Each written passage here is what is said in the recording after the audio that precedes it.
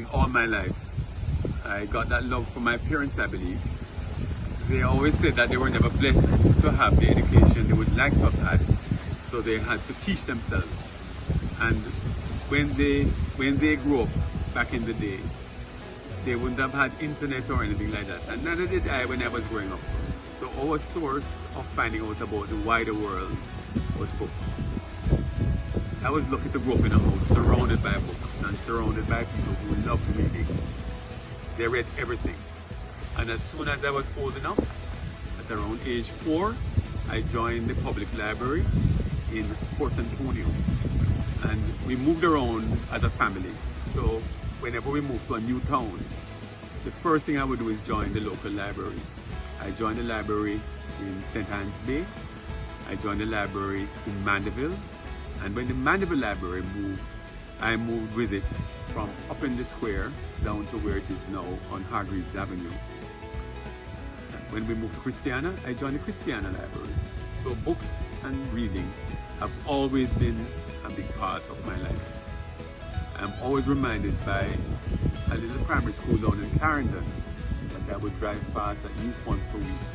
And on this wall, it had a big mural that said, "Readers are leaders." And I've never forgotten that message. I didn't know it until I saw it, but I guess I must have known that all my life.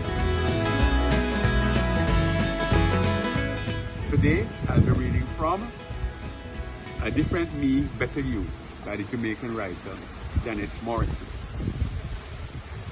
The three friends became inseparable, but in the classroom, things didn't go as smoothly.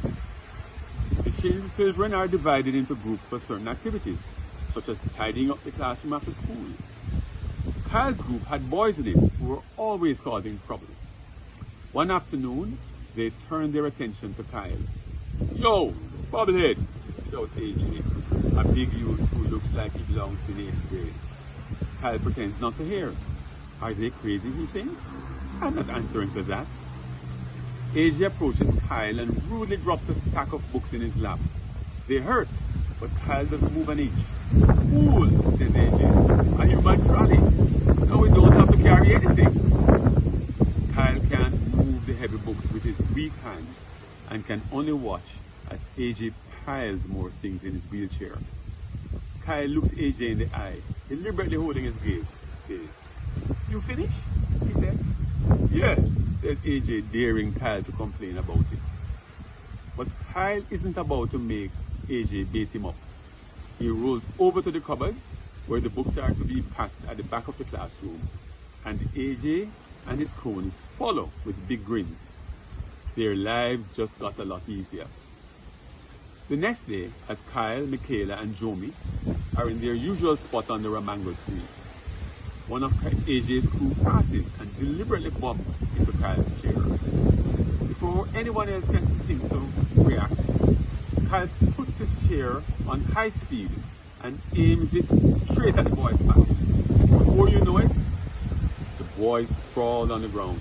"My youth," Jomi declares, "you're making me eat grass." The playground erupts in noise, and there is a lot of excitement as his friends make a big deal of keeping him from retaliating, knowing full well that he wouldn't dare. Teachers rush in from all directions to break it up and cart the two of them off to the principal. Kyle gets his first detention as both boys are punished, but the small smile on his face says he is secretly proud of his detention. He has made his mark. If you want to hear the rest of that story, here's the book for you.